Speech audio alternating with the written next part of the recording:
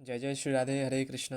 कैसे आप सभी, आशा करता हूँ कि अच्छे ही होंगे। तो थंबनेल और टाइटल देखकर आप सभी को पता लग ही गया होगा कि इस वीडियो में हम किस टॉपिक के बारे में चर्चा करने वाले हैं। बट फिर भी थोड़ा कॉन्टेक्स्ट के लिए आपको मैं दो क्लिप पहले दिखा देता हूँ, वो आप देख लीजिए, फिर आगे चलकर बात करते हैं।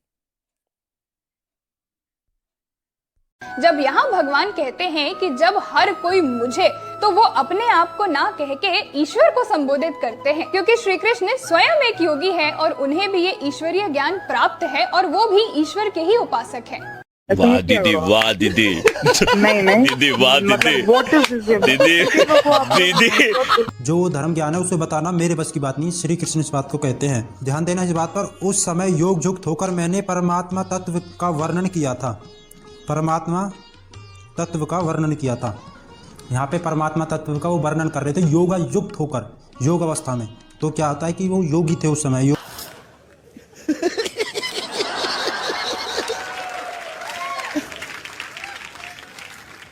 स्वामी जी, जिनको वो दिखता है जो किसी को नहीं दिखता, लेकिन उनको वो नहीं दिखता जो सबको दिखता है। तो आप सभी ने देख ही लिया होंगे कि कैसे ये जो दो व्यक्ति है, एक्चुअली आर्य समाज की मत को पोषण करने वाला, वो ऐसा बोलते हैं कि श्री कृष्ण ईश्वर नहीं है। और कुछ प्रमाण वो दिखाते हैं, जो वो समझते कि प्रमाण है। यहाँ पर देखो, योग युक्त होकर श्री कृष्ण ने गीता बोला, तो श्री कृष्ण एक योगी है। पहली बात तो देखिए, योगी तो हम भी मानते हैं, योगी भी मानते हैं, बट हम उसके साथ साथ योगेश्वर भी मानते हैं। हम उसके साथ साथ योगेश्वरेश्वर, मतलब योगेश्वर के भी ईश्वर मानते हैं। और हम उसके साथ साथ महायोगेश्वर भी मानते हैं। हम उसके साथ साथ ईश्वर भी मानते हैं। हम उसके साथ साथ महेश्वर भी मानते हैं। हम उसके साथ साथ परमेश्वर भी मानते हैं। और हम उसके साथ साथ सर्वेश्वर भी मानते हैं, क्योंकि सारे के सारे बात हमारे ही शास्त्र में दिया गया है। बट ये क्या है कि जैसे एंटी जो हिंदू होती है, उनके साथ जब ये डिबेट करने जाते हैं, तो ऐसे कई सारे टॉपिक होते हैं जिनके उत्तर इनके पास नहीं होता। और ये ब्लाइंड बिलीवर्स हो गए हैं किसी एक मत की, तो इसलिए वो उसका उत्तर नहीं दे पाते। तो इसलिए उनका ही इसी का सहारा लेना पड़ेगा, कृष्ण एक योगी थे।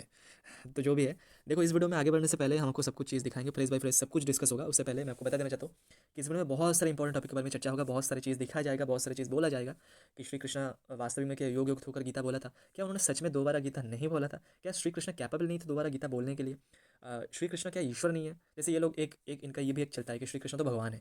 वो भी वो बार बार तो अपने मन से नहीं बोलता भगवान श्री कृष्ण ऐसे नहीं बोलते, क्योंकि महाभारत में है और जगह जगह पर है, तो इसलिए उस चीज़ को वो काट नहीं सकते। तो इसलिए वो बोल देते कि हाँ देखो, कृष्ण तो भगवान है, क्योंकि मुनि ऋषि को तो ये भी बोला गया है। तो कृष्ण एक महान पुरुष है, एक योगी है, एक भगवान है।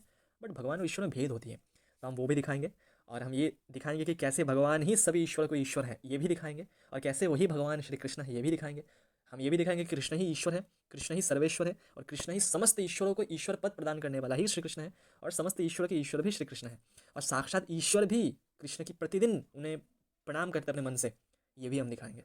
और योग युक्त के लेकर भी बहुत सारी चीज़ डिस्कस होगा। गीता की बहुत सारे रहस्य जो शायद प्रमाण समेत आप सभी को नहीं पता होगा, अगर किसी को पता भी होगा तो वो प्रमाण समेत वैष्णव की कृपा से, हमारे सनातन धर्म के महान आचार्यों की कृपा से, पारंपरिक गुरु परंपरा से युक्त जो आचार्य परंपरा है उनकी कृपा से हम आपको दिखाएंगे।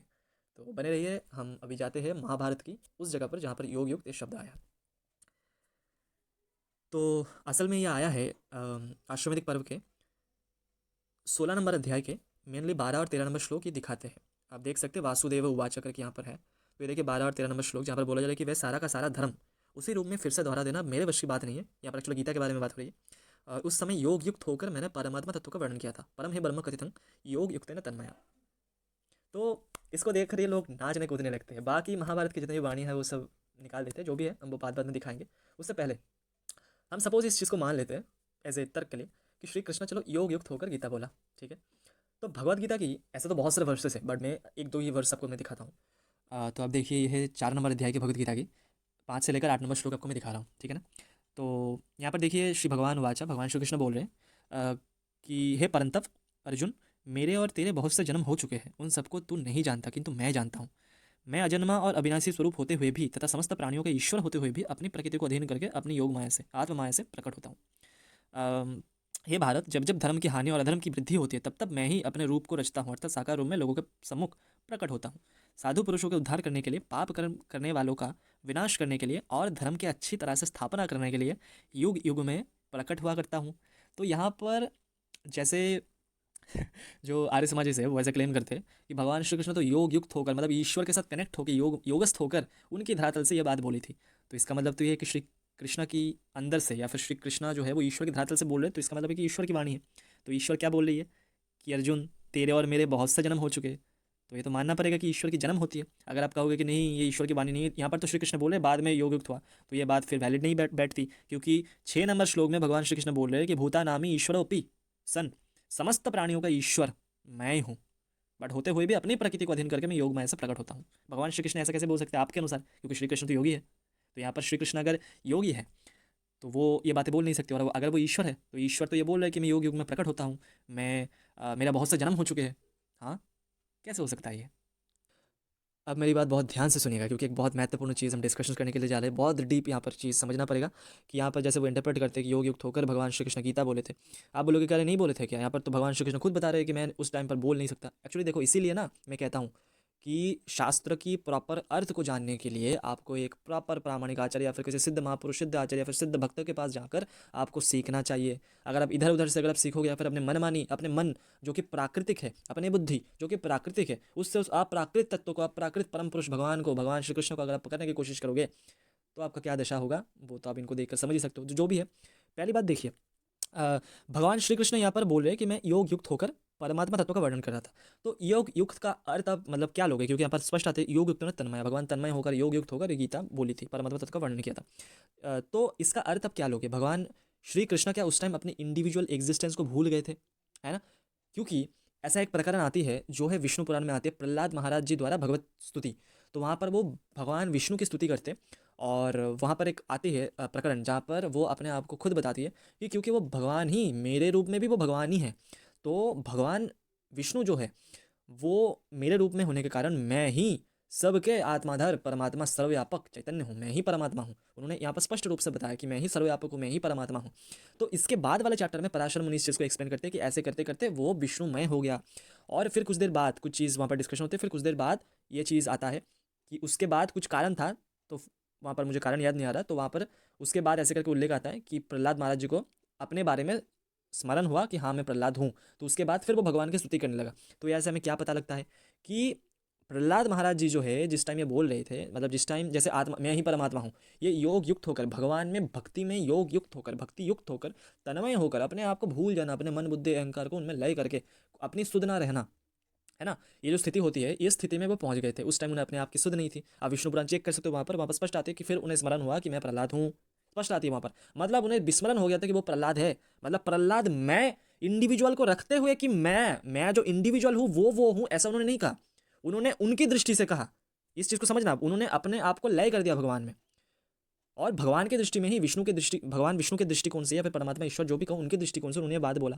तो भगवान मतलब जो प्रहलाद जी है वो वहाँ पर योग युक्त होकर या फिर तन्मय होकर जो बात बोला था उस टाइम उन्हें वो बात मतलब वो स्मरण नहीं थी। तो क्या श्री कृष्ण के लिए भी हम सेम अर्थ लें कि श्री कृष्ण भी उस टाइम जब गीता बोले थे तो गीता की वाक्य उन्हें इसलिए स्मरण में नहीं आया क्योंकि वो योग युक्त होकर बोले थे, है ना? इसका तो आप लोग ही मतलब जो आर्य समाजी है वो इस तरीके से इंटरप्रेट करते हैं। ये इंटरप्रेट गलत हो जाता है, क्यों पता है? मैं आपको बताता हूँ क्यों। देखो, सबसे पहले भगवान श्री कृष्ण जब ये बताते हैं, आप ये देखना 13 नंबर श्लोक अच्छे से, उस समय योग युक्त होकर मैंने परमात्मा तत्व का वर्णन किया था। अब उस विषय का ज्ञान कराने के लिए मैं एक प्राचीन इतिहास का वर्णन करता हूँ। अगर भगवान स्वयं अगर भूल गए तो भगवान उस चीज़ का ज्ञान कैसे करा सकते जिस बारे में भगवान का स्मृति में नहीं आ रहा? क्योंकि भगवान श्री कृष्ण स्वयं यहाँ पर बोल रहे कि स्मृति में संभविष्यति, मेरी स्मृति में वो पूरा अभी वो बात मेरी स्मरण में नहीं आ रहा, या फिर स्मरण में आना संभव नहीं जान पा रहा है। यहाँ पर 10 नंबर श्लोक देखिए। तो भगवान श्री कृष्ण जो बात भगवान श्री कृष्ण के स्मरण में नहीं आ रहा, वो बात को समझाने के लिए कोई इतिहास भगवान श्री कृष्ण, मतलब हम भगवान नहीं बात करेंगे, श्री कृष्ण बात करेंगे, क्योंकि ये चीज़ समझना, ईश्वर के लिए कुछ भी असंभव नहीं है, वो बात हम लास्ट में दिखाएंगे। बट क्योंकि योगी है ना, वो ऐसे आर्य समाज इंटरप्रेट करते हैं कि वो योगी है, तो उस दृष्टि से बात करें कि जो एक योगी है, योगी क्या होता है? योगी भी एक सामान्य इंसान ही होती है, वो जीव होती है, वो ईश्वर नहीं होता, ठीक है ना? एक योगी जीव होती है, वो ईश्वर नहीं होता। तो एक योगी जब उसे अपने ही बताए हुए एक ज्ञान का उनका मतलब उन्हें याद नहीं था, तो वो किस तरीके से बता सकते हैं कि मैं उस चीज़ का ज्ञान कराने के लिए इतिहासं तो वक्ष्यामि तस्मिन् नर्थं पुरातनम, मैं तुम्हें एक पुरातन, एक प्राचीन इतिहास के वर्णन करता हूँ जिससे तुम्हें उस विषय का ज्ञान होगा। ये कैसे बता सकते हैं? क्योंकि जैसे ये चीज़ आप बहुत ध्यान से सुनना, हम सभी ने छोटे टाइम पे ये एक्सपीरियंस किए होंगे कि जब हम छोटे थे ना, हमारे घर में जब कोई प्राइवेट ट्यूटर आती थी या फिर हमारे स्कूल में जब हम पढ़ाई करने के लिए जाते थे, तो ऐसे हर किसी के साथ मुझे लगता है कि हर किसी ने ये चीज़ एक्सपीरियंस किए होंगे कि किसी ना किसी एक चीज़ जो है वो हमारे टीचर को कभी पता नहीं होता था। हो सकता है कि वो कोई वर्ड की मीनिंग हो सकता है कि कोई वो ग्रामेटिकल कोई रूल्स हो सकता है कि मैथ की कोई सॉल्यूशंस हो, या फिर बंगाली हिस्ट्री की कोई भी चीज़ जो उन्हें उस टाइम स्मरण में नहीं आ रहा था। तो वो जिन्हें स्मरण में नहीं आता, जो हमारे जो टीचर होते, वो क्या करते, कुछ कुछ तो स्वीकार कर लेते कि मुझे ये चीज़ का थोड़ा भी याद नहीं आ रहा, मैं डिक्शनरी देख लूँगा, या फिर मैं घर में जाकर देख कर तुझे कल जो है ये मैं इसका अर्थ बता दूंगा, या फिर ये मैथ वाला फॉर्मूला मैं देख कर मैं तुझे बता दूंगा, ठीक है ना। और कुछ कुछ जो है वो उसे स्वीकार नहीं करते।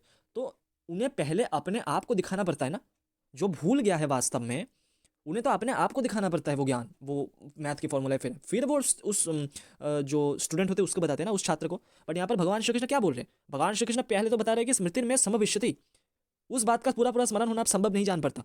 बट भगवान श्री कृष्ण उस बात का बता रहे हैं कि नहीं, उस विषय का ज्ञान कराने के लिए मैं एक प्राचीन इतिहास का वर्णन करता हूँ। तो हमें जब किसी चीज़ के बारे में ज्ञान ही नहीं है, स्मरण ही नहीं है, तो उस चीज़ का हम कैसे लिंक करें। इस चीज़ को और अच्छे तरीके से समझने के लिए आप एक चीज़ समझो कि जैसे मैंने एक यूट्यूब पे वीडियो बनाया है कुछ भी टॉपिक पर, ठीक है ना।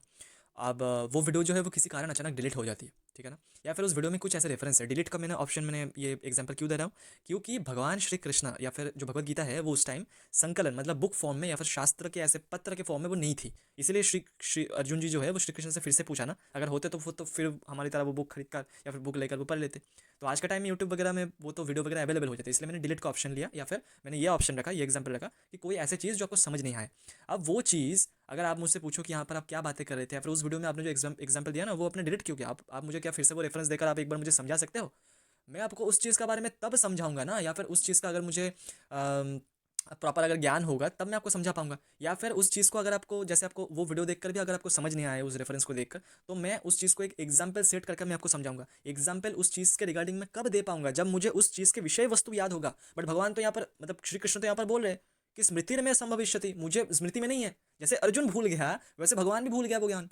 तो हम तो भगवान मानते हैं, हमारी तरह हमारी देखो भगवान श्री कृष्ण भगवान है भाई, उनको सिर्फ भगवान को छोड़कर कुछ और बोलना ये हमारे मुख पर नहीं आ रहा, क्योंकि वो सत्य नहीं है ना। बट फिर भी इन आर्य समाजों की बातों को समझाने के लिए कि कितनी ये मतलब अज्ञान में डूबे हुए हैं, इसलिए मैं आपको जस्ट समझाने के लिए चीज़ बोल रहा हूँ। और बार बार मेरी बात को ध्यान में रखें कि मैं श्री कृष्ण को, क्योंकि वो योगी मानते हैं, तो मैं श्री कृष्ण को योगी में रखते हुए ये चीज़ आपके सामने प्रश्न उत्तर के फॉर्म में आपको रख रहा हूँ ताकि आपको समझ में आए, ठीक है ना। तो भगवान श्री, देखो फिर से भगवान निकल गया, जो भी है। तो श्री कृष्ण जो है उन्हें भी एक ज्ञान का अगर पता नहीं है, तो वो श्री कृष्णा जो खुद भूल गया वो दूसरों को उस बारे में कैसे एक इतिहास का या फिर एक एग्जाम्पल के सेट करके वो ज्ञान वो दे सकते हैं, क्योंकि श्री कृष्ण खुद भूल गया। श्री कृष्ण खुद कह रहे हैं कि स्मृति में संभविष्यति, मैं भूल गया उस ज्ञान को, मुझे अब इस पूरा पूरा जान नहीं पड़ रहा। अच्छा, अब हम बात करेंगे, अगर यहाँ पर कोई ये कहे कि नहीं श्री कृष्ण, तो फिर तो श्री कृष्ण वहाँ पर अपने आप को भूले नहीं थे। श्री कृष्ण मतलब अपने आप को भूले नहीं थे, उन्हें मैं श्री कृष्ण हूँ ये याद थे, बट उन्होंने ईश्वर के दृष्टिकोण मात्र रखकर वो बात बोली।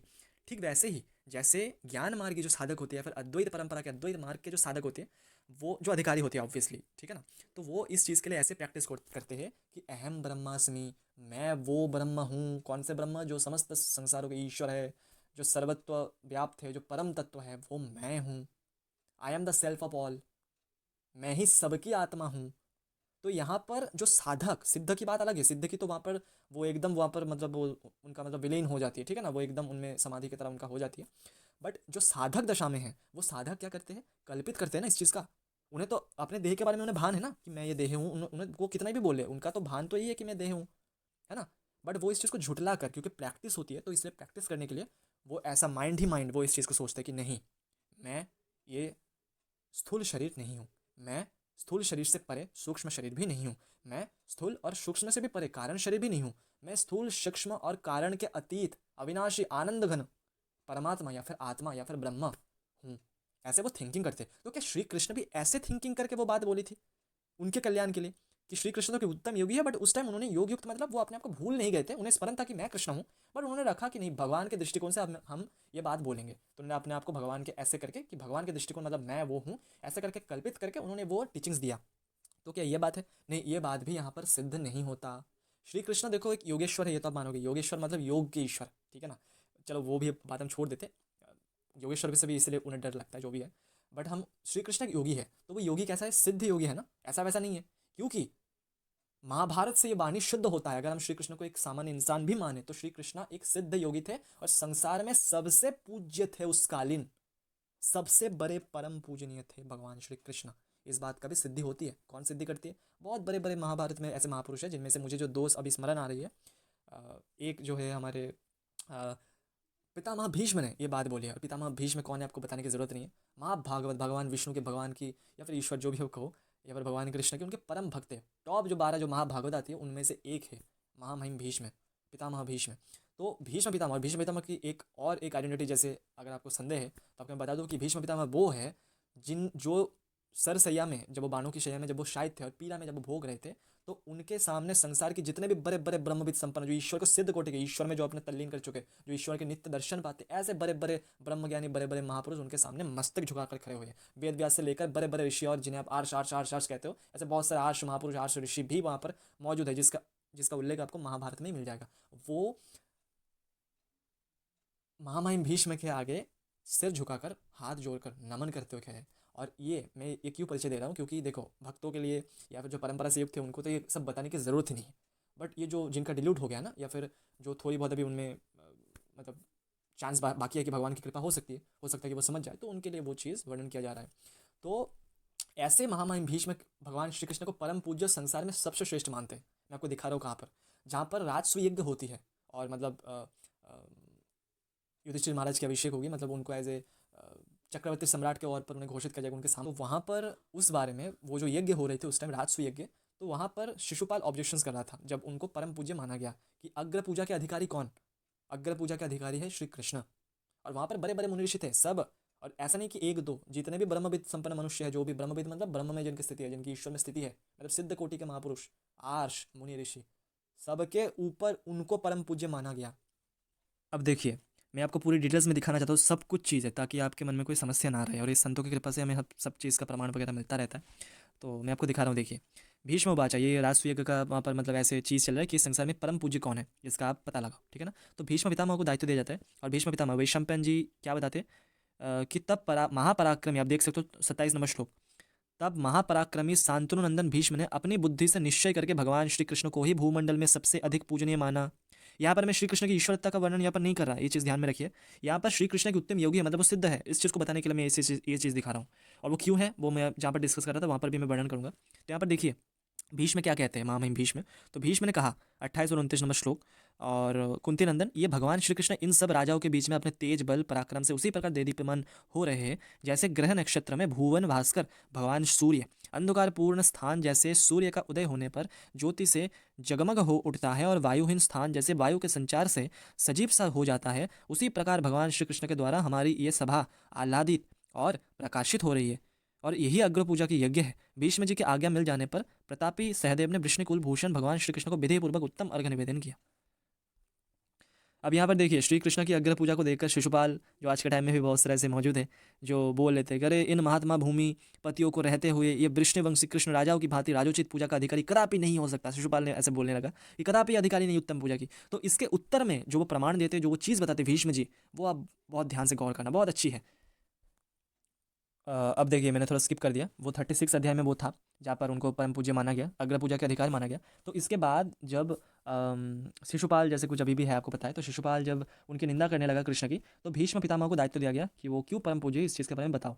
तो धर्मराज, मतलब साक्षात धर्म के स्वरूप युधिष्ठिर महाराज ये दायित्व दे रहे हैं। तो 38 नंबर अध्याय में ये चीज़ बताया जाता है। अब यहाँ पर बहुत गौर से नजर देना, ये देखिए 6 नंबर श्लोक से नजर देना, भीष्म उवाचा करके यहाँ पर है।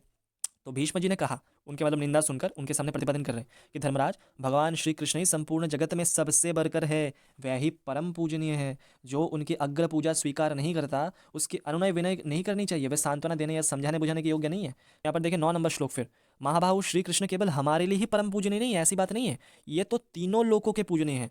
ये वही भीष्म बता रहे हैं जो स्वयं ब्रह्मज्ञानी है, जो स्वयं ईश्वर का ज्ञान रखने वाले हैं, और स्वयं उनके सामने जो बड़े बड़े संसार की ब्रह्मवेद संपन्न मनुष्य, ब्रह्मवेद ऋषि मुनि, सब उनके सामने मस्तक झुकाकर खड़े हुए थे। वो भीष्म पितामह क्या बोल रहे हैं, उनके संदेह का निवारण करते हुए कह रहे हैं कि महाभाव श्री कृष्ण केवल हमारे लिए ही पूजनीय नहीं है, ऐसी बात नहीं है, ये तो तीनों लोगों के पूजनीय है। अब देखिए 12 नंबर श्लोक में भीष्म जी बता रहे फिर से कि मैंने बहुत से ज्ञान वृद्ध महात्माओं का संग किया है, अपने यहाँ पधारे हुए उन संतों के मुख से अनंत गुणशाली भगवान श्री कृष्ण के असंख्य बहुसम्मत गुणों का वर्णन सुना है। भगवान श्री कृष्ण, या फिर आप अगर कहो कि योगी श्री कृष्ण, तो उनमें क्या है, अनंत गुण। और ये मैंने किनसे सुना, बहुत सारे संत और ज्ञान वृद्ध महात्माओं से हमने ये बात सुना, ठीक है ना। ज्ञान वृद्धा मया राजन बहवो पर्योपासिता, 12 नंबर श्लोक। अब जैसे यहाँ पर अगर कोई प्रश्न करे, कोई मतलब मूर्ख कर सकते, तो उनके लिए यहाँ पर उत्तर दे रहे, जैसे शिशुपाल थे ही मूर्ख, तो उन्होंने क्या बोला, 15 नंबर श्लोक फिर देखिए, चेदीराज 15 नंबर श्लोक देखिए, चेदिराज, हम लोग किसी कामना से, भीष्म पितामह बोल रहे कि ऐसा नहीं कि हम कृष्ण को किसी कामना से पूज रहे हैं। यहाँ पर देखिए, हम लोग किसी कामना से अपना संबंधी मानकर अथवा इन्होंने हमारा किसी प्रकार का उपकार किया है, इस दृष्टि से श्री कृष्ण की पूजा नहीं कर रहे। हमारी दृष्टि तो ये है कि ये इस भूमंडल के सभी प्राणियों को सुख पहुंचाने वाले और बड़े बड़े संत महात्माओं ने इनकी पूजा की है। मतलब भीष्म पितामह ये बोल रहे हैं कि हम किसी कामना से कि कुछ हमें मिल जाएगा या फिर हमारी संबंधी है ये सोचकर या फिर हमारा उपकार किया ये सोचकर पूजा नहीं कर रहे। हमारी दृष्टि तो ये है कि भूमंडल के सभी प्राणी को सुख पहुंचाने वाले हैं ये, और बड़े बड़े संत महात्माओं ने उनकी पूजा की है। बड़े बड़े संत महात्मा किनकी पूजा करते हैं? श्री कृष्ण की। ये मैं क्यों बता रहा हूँ, बहुत इंपॉर्टेंट है, आप सबको मैं बताऊंगा क्यों बता रहा हूँ। क्योंकि जड़ से उखड़ना है ना पाखंड को, तो इसलिए जड़ से हमें चीज़ समझना पड़ेगा। और युधि देखो, दुर्योधन का मैं नहीं दिखा रहा क्योंकि उसका प्रॉपर अभी मुझे रेफरेंस मुझे भी याद नहीं आ रहा, बट एक संदर्भ ऐसा है जहाँ पर श्री कृष्ण के पास सहायता मांगने के लिए गया था, तो वहाँ पर ये वो चीज़ बोलते हैं दुर्योधन। और फिर जब श्री कृष्ण दूध बन के उनके सभा में जाते हैं, तो वहाँ पर भी वो भी जो स्वयं एक राक्षस स्वभाव के हैं, उन्होंने भी ये चीज़ बोला कि श्री कृष्ण से बढ़कर इस त्रिलोक में अभी जो है वो कोई और पूजनीय नहीं है, श्री कृष्ण ही परम पूजनीय है। तो अब मैं आपको बता रहा हूँ कि ये बात मैंने क्यों बोला। जैसे हमें देखने को मिला कि महामहिम भीष्म जिनको सभी सम्मान करते, सब उनके सामने मस्तक झुकाते, बड़े बड़े ऋषि मुनि, वो भी क्या कह रही है, श्री कृष्ण को परम पूज्य मान रहे हैं। और सिर्फ उनके लिए नहीं, वो इस चीज़ का प्रतिपादन करते कि ऐसा नहीं कि वो हमारे कोई कुटुंबी है, कोई उपकारी है, कोई संबंधी है, इसलिए कोई कामना से हम उनकी पूजा अग्र पूजा कर रहे नहीं।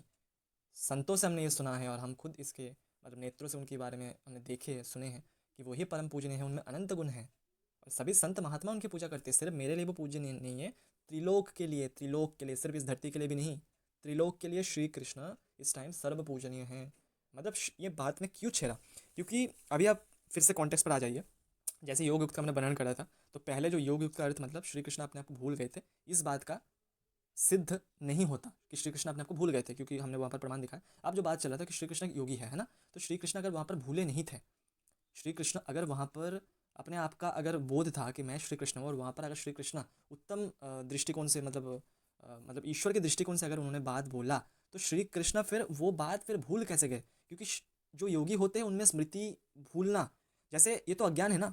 मैं आपको दिखाता हूँ, श्री कृष्ण तो ईश्वर है, वो तो हम मानते हैं, बट आर्य समाज क्योंकि उन्हें एक मनुष्य मानते हैं, भले योगी बोले बट योगी भी कितने भी सिद्ध दशा में हो, वो है तो मनुष्य ही है ना। तो यहाँ पर अर्जुन जी जो है वो बोल रहे कि नष्टंग में भ्रष्ट चेतसा, मैं उसे भूल गया।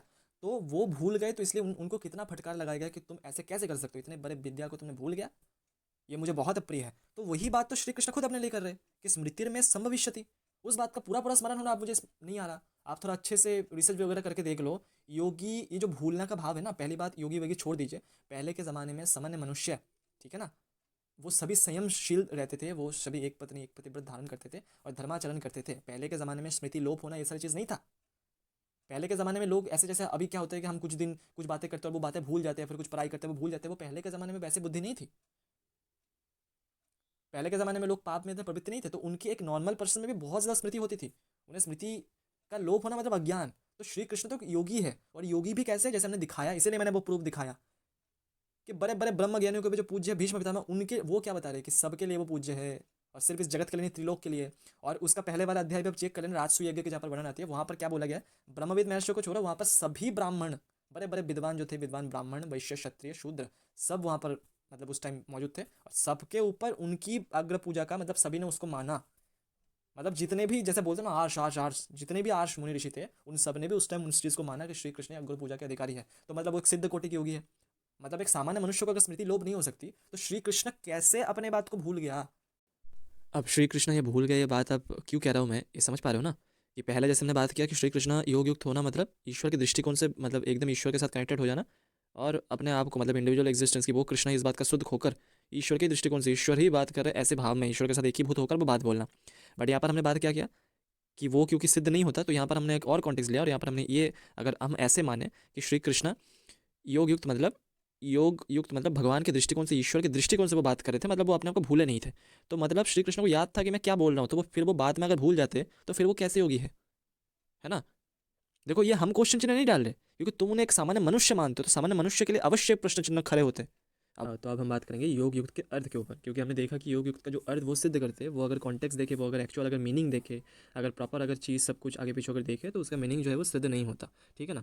तो और एक चीज़ गीता से अगर मैं दिखाऊँ, तो गीता की 6 अध्याय के 28 नंबर वर्ष अगर आप देखोगे, तो वहाँ पर भी बातें बोला जा रहा है कि जैसे पाप रहित योगी इस प्रकार निरंतर आत्मा को परमात्मा में लगाता हुआ सुखपूर्वक परब्रह्म परमात्मा के प्राप्त रूप अनंत आनंद का अनुभव करता है। निरंतर योजन एवं सदात्मान योगी विगत कलमश, जो योगी है वो निरंतर अपने आत्मा को परमात्मा में लगाकर, मतलब ये एक योग युक्त जो चीज़ बोलते हैं ना, वो निरंतर वो कर सकती है। ठीक है ना। अगर हम श्री कृष्ण को एक योगी भी माने तो इससे वो बाधित, वो सिद्ध नहीं होता कि वो नहीं कर सकती। ये कैसा बात हो गया कि वो फिर से वो ज्ञान नहीं सुना सकते। और और एक चीज़, योग का जो अर्थ होते हैं ना, योग युक्त, उसका बहुत सारी जगह पर बहुत सारे तरीके से अर्थ आया है। जैसे मैं अगर एक चीज़ अगर बताऊँ, जैसे 6 चैप्टर पे 29 नंबर वर्स आप देख सकते हो। यहाँ पर ईक्षते योग युक्तात्मा, ठीक है ना, सर्वव्यापी अनंत अनंत चेतन में एक ही भाव स्थिति रूप योग, ठीक है ना, इसको योग युक्त यहाँ पर बोला गया है। और अगर आप 5 नंबर अध्याय आप खुद चेक करें ना, मैं यहाँ पर आपको दिखा नहीं रहा, भगवत गीता के 5 नंबर अध्याय के 6 और 7वां नंबर श्लोक, तो वहाँ पर भी योग युक्त आया है, बट वहाँ पर योग जो है वो कर्म योग को बताया गया है, कर्म योगियों को बताया गया है। तो योग जो है डिफरेंट डिफरेंट क्षेत्र में डिफरेंट डिफरेंट के लाते हैं। और एक चीज़ कि जीवों के लिए जो अर्थ लगे वो अर्थ भगवान के लिए भी वैसा ही अर्थ उसका निकल कर आया, ऐसा बिल्कुल ज़रूरी नहीं है। क्योंकि आपको मैं एक छोटा सा एक उदाहरण देता हूँ कि जैसे भगवान की मैं आपको दिखाता हूँ, एक सेकंड, कि जैसे भगवान की जब देह त्याग, कई कई बार ऐसा आता है ना कि भगवान ने देह त्याग किया, तो इससे जो है वो भगवान के शरीर को कई सारे लोग जो है वो माइक या फिर ऐसा सोचने लगते हैं कि भगवान तो मरणशील है। ऐसा ऐसा कुछ लोग ऐसे सोचने लगते हैं। जैसे बहुत दिन पहले हमारे पास कोई आए थे और वो बोल रहे थे कि भगवान कृष्ण को भी मोक्ष की ज़रूरत होती है, उन्होंने मोक्ष कैसे पाया फिर, तो ऐसा ऐसा कर रहे थे, जो भी है। तो पहली बात तो भगवान की जो देह त्याग होती है, देह त्याग का एक जीवों के लिए अगर वर्ड यूज़ हो तो क्या होगा कि देह छूट गया उनका, बट भगवान के लिए वो नहीं होता, क्योंकि भगवान में देह देही का भेद नहीं है। भगवान के जो सच्चिदानंद विग्रह है वही सच्चिदानंद तत्व है, उसमें कोई भेद नहीं है। जैसे हमारे और आत्मा में, जैसे हम आत्मा हैं और आत्मा और देह में भेद होती है, भगवान के लिए वैसा नहीं होता। उस चीज़ का ही प्रतिपादन करते हुए स्कंद पुराण के एक श्लोक यहाँ पर दिखाया गया है, जहाँ पर देह त्याग का प्रॉपर यहाँ पर अर्थ दिया गया है कि पृथ्वी लोक संग त्यागो देह त्यागो हरि स्मृत, मतलब पृथ्वी लोक के परित्याग को ही भगवान का देह त्याग कहते हैं। मतलब अप्रकट रूप से, मतलब प्रकट रूप से उनकी लीला जो है भाव लीला में खत्म करना, उसी को जो है, और पृथ्वी लोक का परित्याग कर देना, इसी चीज़ को जो है वह भगवान की देह त्याग कहते हैं, ना कि भगवान मर गए या फिर भगवान की देह छूट गया इसको देह त्याग कहते हैं। ठीक है ना। तो ये मैंने क्यों दिखाया, इसलिए दिखाया कि एक ही चीज़ जो है वो जीवों के लिए जब आ रही है तो उसका अर्थ भगवान के लिए भी वैसा ही हो, ये बिल्कुल ज़रूरी नहीं है। इस चीज़ को समझना पड़ेगा। तो अब प्रश्न हो सकती है कि यहाँ पर भला फिर भगवान जब कहते हैं कि योग युक्त होकर गीता बोला, योग युक्त होकर परमात्मा तत्व का वर्णन किया, तो अब यहाँ पर क्वेश्चन हो सकती है कि यहाँ पर योग युक्त का फिर मतलब क्या है। तो इसका मतलब यही है, जो आचार्यों की कृपा से, वैष्णवों की कृपा से हमें जानने को मिला है कि यहाँ पर जो मतलब है वो है, योग का मतलब कोई डीप मेडिटेशन यहाँ पर यूज़ नहीं हो रहा है। यहाँ पर योग का जो अर्थ है वो है भगवान श्री कृष्ण के सामर्थ्य, प्रभाव, उनकी योग शक्ति, उनके साथ वो युक्त होकर उस गीता तत्व का उन्होंने गान किया। और हम डिटेल्स में और भी आएंगे आगे आगे। तो इसका अगर आप प्रमाण आपको चाहिए तो आपको देखना पड़ेगा भगवत गीता में। ऐसे तो बहुत सारे हैं, बट भगवत गीता में मैं आपको दिखा रहा हूँ कहाँ पर है। भगवत गीता की 11 अध्याय के 8 नंबर श्लोक आप देखना, यहाँ पर क्या आता है, परंतु मुझको तू इन अपने प्राकृत नित्यों द्वारा देखने में निस्संदेह समर्थ नहीं है, इसी में मैं तुझे दिव्य अर्थात अलौकिक चक्षु देता हूँ, उससे तू मेरी ईश्वरीय योग शक्ति को, योगम, योग का अर्थ क्या है यहाँ पर, योग का अर्थ कनेक्ट हो जाना या फिर डीप, एब्स्ट्रैक्ट डीप कोई मेडिटेशन नहीं है। यहाँ पर योग का अर्थ क्या है, योग शक्ति, भगवान के विस्तार, भगवान के प्रभाव, इसके बारे में। इसका और भी प्रमाण आपको मिलेगा, कहाँ पर है, हाँ इसी अध्याय के 11 नंबर अध्याय भगवत गीता की 47 नंबर वर्स आपको मैं दिखाता हूँ, एक सेकंड रुकी जाए। 47 नंबर पे यहाँ पर देखिए, आत्म योगत, हे अर्जुन अनुग्रह पूर्वक मैंने अपनी योग शक्ति के प्रभाव से, भगवान के अपने प्रभाव, आत्म योगत, यहाँ पर प्रभाव के बारे में डिस्कस हो रही है। यही चीज़ अगर आप 10 अध्याय पे अगर आप देखोगे तो वहाँ पर भी आता है। मैं आपको दिखाता हूँ, एक सेकंड। इतने सारे श्लोक है ना भैया, ये दिखाने में मतलब हालत ख़राब हो जाती है। 10वां अध्याय 10th चैप्टर, एक सेकंड, 10th अध्याय आप देख सकते हैं। यहाँ पर 18 नंबर श्लोक में भी है, जहाँ पर अर्जुन बोल रहे हैं कि हे जनार्दन अपनी योग शक्ति को और विभूतियों को फिर भी विस्तार पूर्वक कहिए। योगम, यहाँ पर योग का अर्थ क्या है, डीप मेडिटेशन नहीं है, कनेक्ट हो जाना नहीं है। यहाँ पर योग, योग युक्ता मतलब उस अनंत चेतन से कनेक्ट हो जाना, जैसा मीनिंग करते हो, बट यहाँ पर योग का अर्थ कोई डीप मेडिटेशन नहीं है। यहाँ पर योग का अर्थ है योग शक्ति, भगवान की निजी शक्ति, आत्म योगत। 10वें अध्याय के और भी ऐसे श्लोक है शायद, एक सेकंड, 7 नंबर देखिए, 10वें अध्याय के 7 नंबर जो श्लोक है, हाँ 7 नंबर श्लोक देखिए, देखिए योगेन, जो पुरुष मेरी इस परम ऐश्वर्य रूप विभूति को और योग शक्ति को तत्व से जानता है। यहाँ पर आप देख सकते होंगे कि यहाँ पर भगवान श्री कृष्ण ने, जैसे जो आर्य समाज है वो क्यों इंटरप्रेट करते हैं भगवान श्री कृष्ण का मैं, बोलते कि जो मैं है ईश्वर का मैं है, क्योंकि उन्होंने अपने आप को अव्यक्त स्वरूप में, अपने आप को सर्वव्यापी बताया, अपने आप को राम कृष्ण हरि सबके रूप में और संसार के कण कण में बताया है। 10वें अध्याय के 42 नंबर श्लोक में भगवान श्री बोलते हैं कि इस संसार को जो है मैं अपनी एक अंश में धारण करता हूँ। तो ये जो प्रभाव है, भगवान की जो सामर्थ्य है, इसको ही यहाँ पर योग नाम से अभिभूत किया गया है, और उससे भगवान कनेक्टेड होकर, यहाँ पर कनेक्ट भी अर्थ नहीं है, योग युक्त मतलब अपने प्रभाव से युक्त होना। और एक चीज़ देखिए, महाभारत से भी मैं आपको दिखाता हूँ। महाभारत की उद्योग पर्व के अध्याय नंबर 68 उसके 12 नंबर वर्स और 15 नंबर वर्स। 12 नंबर वर्स ये देखिए, यहाँ पर क्या बोला गया, आत्म योगेन, ये भगवान केशव भी अपने योग शक्ति से निरंतर कालचक्र, संसार चक्र, युग चक्र को घुमाते हैं। श्री कृष्ण ही कालचक्र, संसार चक्र, युग चक्र को घुमाते हैं। कैसे, योग से, आत्म योगेन। यहाँ पर योग का अर्थ क्या है, शक्ति, योग शक्ति से वो इस चीज़ को घुमाते हैं, या फिर प्रभाव, सामर्थ्य। जैसे 15 नंबर श्लोक अगर आप देखोगे, देखो, माया योगेन केशव, भगवान केशव अपनी माया के प्रभाव से, तो यहाँ पर अर्थ क्या है, सामर्थ्य या फिर प्रभाव, जो मैं बात कर रहा था। तो वहाँ पर भगवान श्री कृष्ण जब बोलते हैं कि मैं योग युक्त होकर बोला, तो इसका मतलब ये नहीं है कि वो योग युक्त होकर बोले मतलब वो ईश्वर के ध्यान में लगे। भाई वो खुद साक्षात ईश्वर है, भाई सभी ईश्वर को ईश्वर भी वही है। तो वो अपने प्रभाव के साथ युक्त होकर, अपने शक्ति से युक्त होकर, सामर्थ्य से युक्त होकर ये बात बोला। अब भक्तों को तो पता है यहाँ पर क्या इसका अर्थ है, बट जो नॉन डिवोटी है, जो डिलीट है, वो ऐसे पूछ सकते हैं कि योग से युक्त होना मतलब प्रभाव से युक्त होना मतलब ये ईश्वर में वो सामर्थ्य नहीं होती।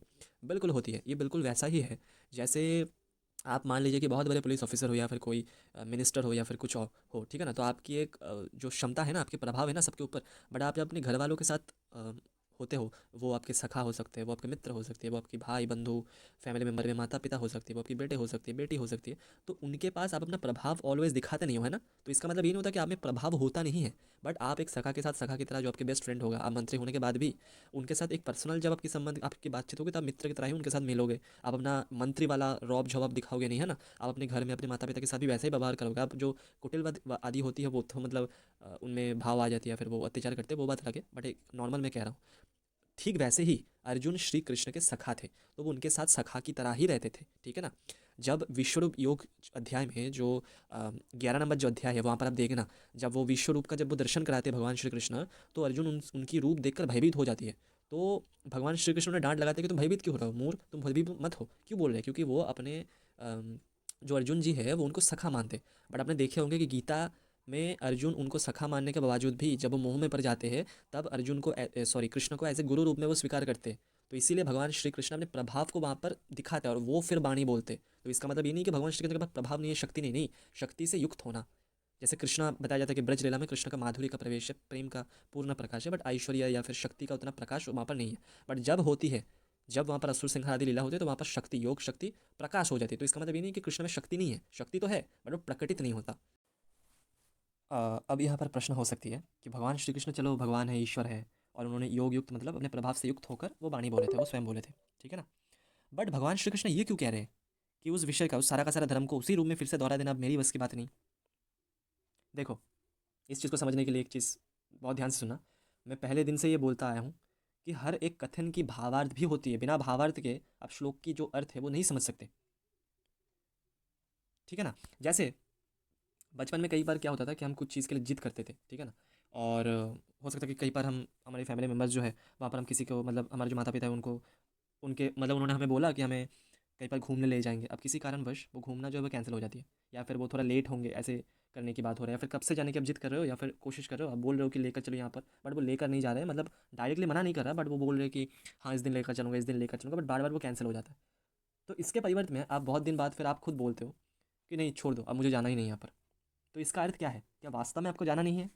नहीं, इसका अर्थ है कि आप जाना बहुत ज़्यादा जाना चाहते हो, बट आप जा नहीं पा रहे हो, इसके वजह से आप क्रोधित होकर या फिर फ्रस्ट्रेशन में आकर या फिर अभिमान के कारण आप ऐसे बोल रहे हो अपने फैमिली मेम्बर से कि चलो छोड़ो भाई, मुझे जाना ही नहीं है, अब मुझे जाना ही नहीं है, तुम अगर लेकर भी जाओगे तो भी मैं नहीं जाऊँगा। तो भावार्थ के कारण पूरा का पूरा मीनिंग चेंज होता है कि नहीं।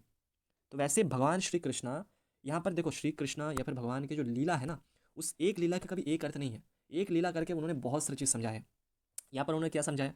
पहली बात तो ऐसी बात नहीं है कि उन्होंने ये जो उपदेश है उन्होंने नहीं सुनाया, ठीक है। और आर्य समाज जो क्लेम करते हैं ना, आर्य समाज किस लिए योग युक्त, ये जो शब्द जो बोलते हैं कि योग युक्त होकर मतलब श्री कृष्ण योगी थे, और ईश्वर के दृष्टिकोण से उन्होंने ये बात रखी है, क्यों बोलते पता है? ताकि गीता में जो मैं करके श्री कृष्ण जहाँ पर बोल रहे कि मैं ये हूँ, मैं वो हूँ, इस बात को वो झुटला सके। बट इस बात को वो झुटला नहीं सकते, क्योंकि इसके बाद भी बहुत सारे प्रमाण मैं आपको दिखाऊंगा, चिंता मत करो, महाभारत से ही दिखाऊंगा, बहुत डायरेक्ट प्रमाण है। बट उससे पहले यहाँ पर ये बात वास्तव में वो कह क्यों रहे? क्योंकि अर्जुन को वास्तव में, अर्जुन के जरिए जगत को ये शिक्षा देना था कि ये ज्ञान कितने इंपॉर्टेंट है, और ये भी शिक्षा देना है कि गीता कितनी इंपॉर्टेंट है। कैसे? यही एग्जाम्पल सेट करना है कि जो गीता का ज्ञान अर्जुन अधिकारी थे, तो अर्जुन को स्वयं भगवान खड़े होकर उनके सामने उनको समझाया।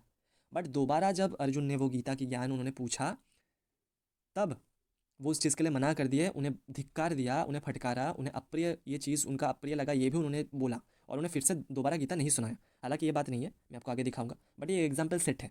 इसके ज़रिए हम क्या समझ सकते कि हमारे पास आज देखो संकलन के फॉर्म में, बुक के फॉर्म में गीता है, और भाई हम लोग तो भाई अलग अलग प्रकाशन के गीता लेकर बैठे हुए, इसके कमेंट्री, उसके कमेंट्री, है ना। तो हम सब कितने भाग्यशाली है। बट ये करके भी गीता की ज्ञान देखो हम किसी भी टाइम पर आज हम पढ़ सकते हैं, बट यही गीता की ज्ञान अर्जुन को दोबारा सुनने को नहीं मिला। बट आज हम कितने लकी है भक्ति देवी की कृपा से, राधा रानी की कृपा से, भगवान श्री कृष्ण की कृपा से, कि हम जब चाहे, जिस समय चाहे, जितनी बार चाहे भगवान की उस वाणी को सोच सकते हैं, विचार सकते हैं, उसको पढ़ सकते हैं। तो भैया एक तो ये है कि भगवान श्री कृष्ण ने यहाँ पर गीता की इंपॉर्टेंस दिखा है कि जो गीता अर्जुन जैसे मेरे परम सखा को, परम भक्त को दोबारा सुनने को मौका नहीं मिला, वो गीता आज हमें जितना बार चाहे हम उतना बार पढ़ सकते, उतना बार अभ्यास कर सकते, बट फिर भी हम कोशिश नहीं करते, हम तर्क वितर्क करते रहते हैं, बट गीता की जो उपदेश है वो उपदेश को अपने जीवन में फॉलो करने की कोशिश भी नहीं करते। तो उनका इंपॉर्टेंस बताया गया। दूसरा एक जो है कि वो आपको समझना पड़ेगा कि जो गीता का ज्ञान है ना, वो जीवों के कल्याण के लिए है। वास्तव में अर्जुन को निमित्त बनाया गया था, बट अर्जुन के लिए ही वो था, ऐसा नहीं है ये गीता ज्ञान, क्योंकि इसका प्रमाण बहुत सारे मिलता है, बट मैं आपको उतना सारा शेयर नहीं करूँगा। मैं ऊपर ही ऊपर आपको बता देता हूँ कि पहले तो देखो अर्जुन जो थे वो कौन थे। महाभारत में को प्रमाण मिलेगा तरह तरह की, बहुत सारी जगह ऐसे हैं जहाँ पर अर्जुन बताया गया है कि वो साक्षात जो सभी देवताओं का आदि नर के अवतार है। कृष्ण बताते हैं कि मुझ में और अर्जुन में भेद जानना संभव नहीं है, और उनके कई सारे सद्गुणावली की भी वर्णन आती है। एक जगह आते हैं जहाँ पर बोलते हैं कि अर्जुन में कभी विषादग्रस्त हो ही नहीं सकता, ऐसे करके वर्णन आती है। विषादग्रस्त होना, जैसे युद्ध क्षेत्र में जो वो मोह में पड़ गया था, ऐसे गुण उनमें आ ही नहीं सकता, ऐसे करके उल्लेख आता है। तो वास्तव में उनमें मोह फिर आया कैसे? तो आपको पता होगा कि शास्त्र में भी कई सारी जगह पर आई है। जैसे श्री कृष्ण जो है वो जीवों के कल्याण के लिए गीता बनाए थे, मतलब गीता बोले थे। और तो एक चीज़ जो हमारे वैष्णवाचार्य जैसे स्वामी राम सुखदास जी एक बहुत बड़े संत हुए हैं, तो उन्होंने अपने गीता कमेंटरी में इस चीज़ का उन्होंने प्रतिपादन किया है। जैसे एक फर्स्ट नंबर चैप्टर में इसका प्रमाण मिलता है, जहाँ पर अर्जुन खुद पूछते हैं, अर्जुन उनको खुद बोलते हैं कि युद्ध क्षेत्र में दोनों सेनाओं के बीच में मुझे खड़े करो, मैं ये देखना चाहता हूँ कि दुर्बुद्धि दुर्योधन के पक्ष में कौन कौन खड़ा हुआ है और कौन कौन मतलब लड़ना चाहता है, और धृतराष्ट्र संबंधियों को मैं देखना चाहता हूँ। तो उन्होंने क्या बोला, उन्होंने अपने साथ संबंधी उनका नहीं जुड़ा। अर्जुन ने बोला कि मैं धृतराष्ट्र संबंधियों को देखना चाहता हूँ, बट कृष्ण जब उनके बीच में जब लेकर गया तो वो महामहिम भीष्म और गुरु द्रोण के सामने वो रथ खड़ा किया, और सेनाओं के बीच में वो रथ खड़ा किया, और उन्होंने बोला कि देखो इन कुरुवंशियों को, इन कौरवों को देखो। तो उन्होंने संबंध स्थापित कर दिया। कैसे? क्योंकि पांडव वास्तव में कौरव ही है, कुरुवंशी है ना वो। अब षड्यंत्र के नाते उनको अलग कर दिया, पांडु के पुत्र मतलब पांडव ऐसे करके बोला जाता है, फिर ऐसा षड्यंत्र है, वो बात अलग है, बट है तो वो कौरव। तो उन्होंने संबंध स्थापित कर दिया, और वो भी भगवान की लीला कार्य में सहायक रूप में वहाँ पर लीला में अपना योगदान देते रहे। इसका मैं आपको अभी प्रतिपादन नहीं कर रहा, अभी मैं आपको प्रमाण नहीं दे रहा, और भी कई सारे प्रमाण है।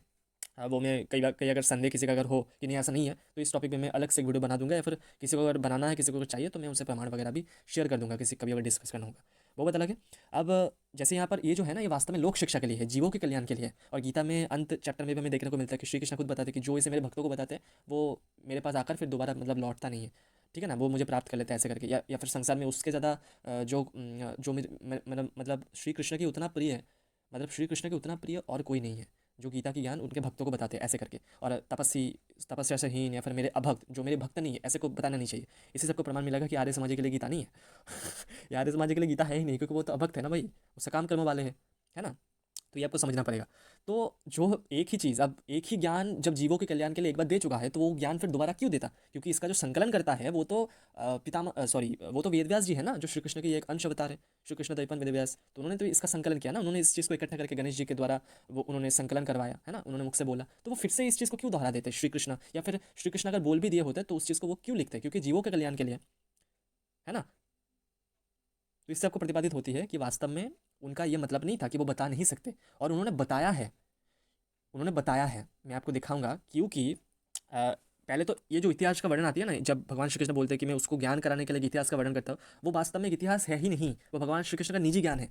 उसका आपको प्रतिपादन कैसा होगा मैं उतना ज़्यादा खोल कर नहीं दिखा रहा, बट ये अनुगीता पर्व में ही एक जगह ऐसा है जहाँ पर वो गुरु और शिष्य के बीच में कुछ इतिहास के बारे में डिस्कस करते हैं कि गुरु और शिष्य के बीच में बातचीत। तो फिर उसके बाद अर्जुन उनसे पूछते हैं कि भला ये गुरु और ये शिष्य कौन थे, वो ज्ञान देने के बाद।